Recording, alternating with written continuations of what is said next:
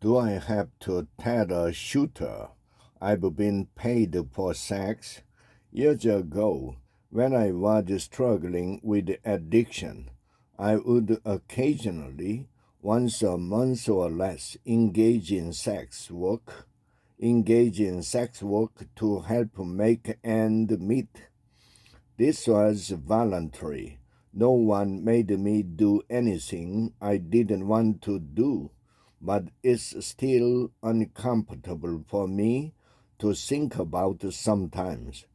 I always used protection during these encounters and continue to get screened for STDs regularly.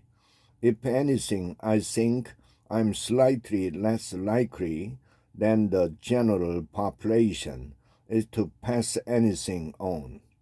I'm in a new relationship that's starting to get serious. He knows about my past issues with addiction. Do I have to disclose the fact that I used to be a sex worker?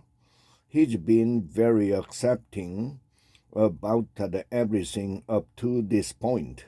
But as a woman, I'm aware that there's so much social stigma around sex work that I think there's a chance he might end the relationship if he knew about this, even if he didn't end the relationship immediately.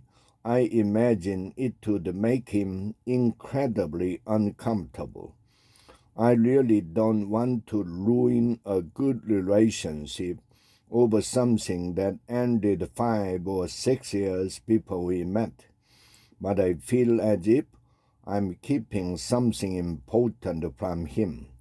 Exactly how much about my sexual past does my current partner have a right to know?